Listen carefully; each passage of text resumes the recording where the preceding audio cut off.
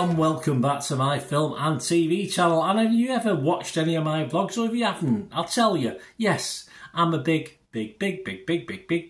Star Trek fan. Ever have been since I used to watch it on a Monday night on BBC Two when I was growing up as a kid in the 60s. I love Star Trek. And yeah, it's been a little, I was going to say hit and miss then, but I've pretty much loved everything about Star Trek that's been done over the years, all the different franchises. I've listened to the audio books, I've read books on Star Trek, I still do, I love it. And of course, Star Trek Strange New Worlds, give us a chance, us oldies a chance to sort of go back to a familiar format, didn't it? And of course, Series 1 met with reasonable happiness, certainly from people. Some didn't, but hey, that's always going to happen.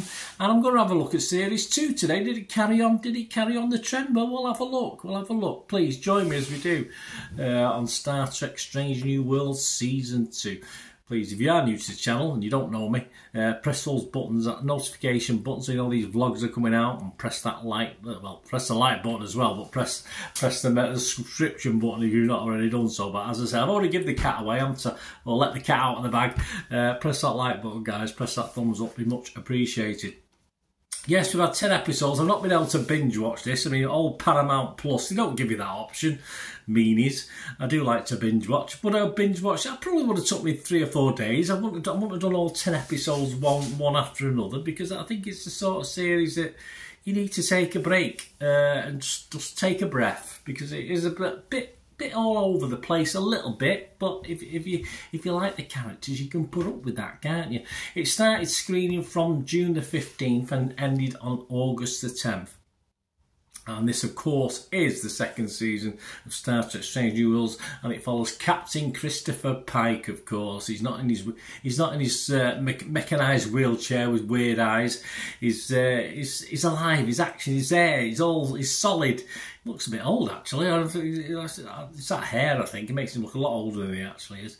And the crew of the USS Enterprise in the 23rd century, so not far away. Not far. Are you watching this now in the 23rd century? Hello, I was here a couple of 100 years ago.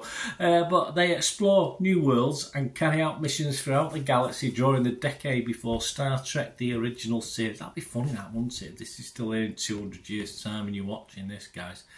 Anyway, I enjoyed myself, and Manchester City are the most fantastic football team in the world. Do we still have football? Are they still there? Who knows? But yes, that's my team. Anyway, I digress. And that's what Star Trek does to you. Anson Mount, Ethan Peck and Rebecca Romijn respectively starred as Pike, Spock and Number One. And we've also Jess Bush, Christina Chong, Celia Rose Gooding, Melissa Navia and Babs Ulusumoken.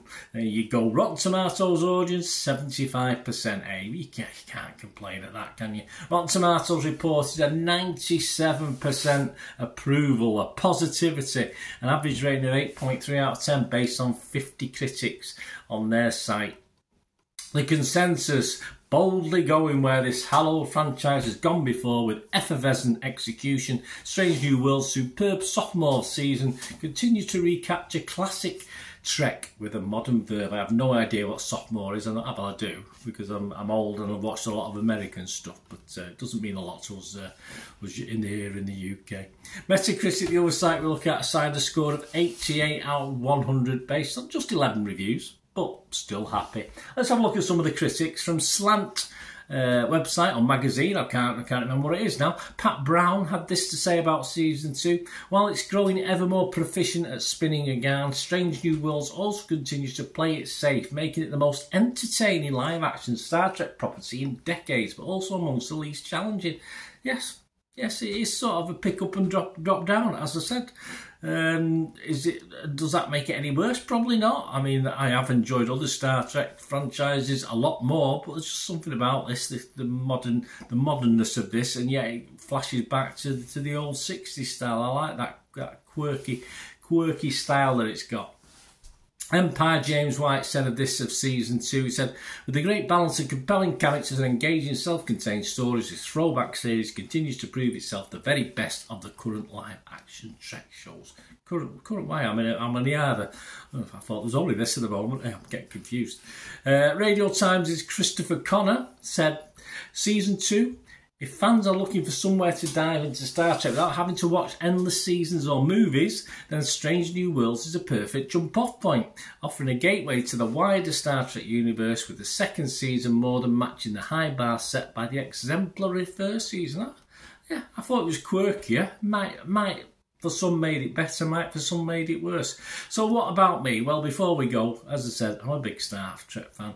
And yeah, amongst this, we get a crossover with the animated Star Trek, which I watched some episodes. I've not watched a lot of them, to be honest with you. It was okay. It didn't quite grow on me. I might give it another go after watching this. But one of the episodes features the animated Star Trek Below Decks, a couple of their characters. It starts off as an animation and then goes over, which I was a bit confused. I thought I was watching the wrong thing. And there's an episode that hasn't appealed to everybody. There's one poor guy was giving this 10 out of 10, and then he said he'd only give it a 9 because of this episode.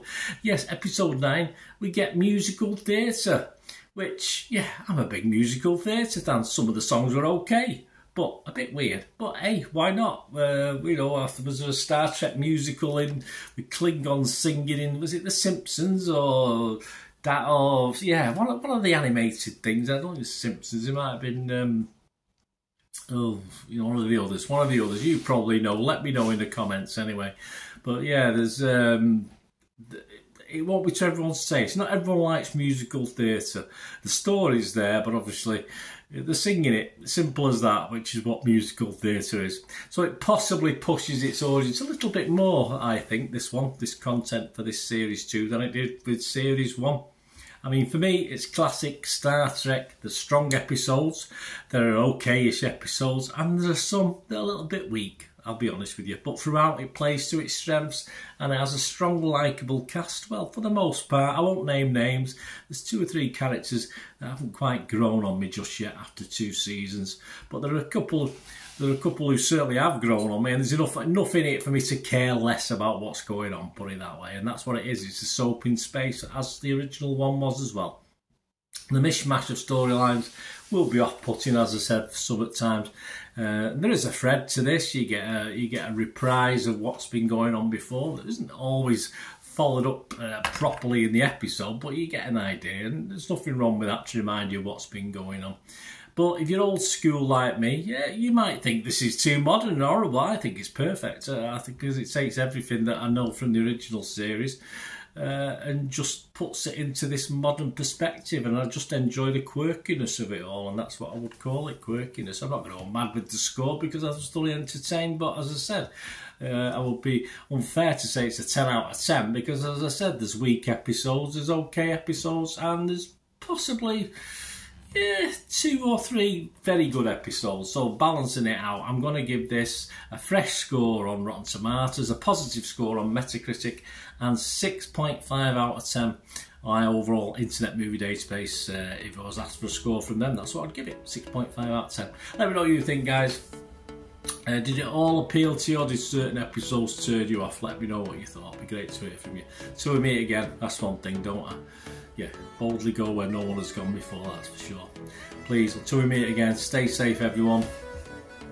Bye for now.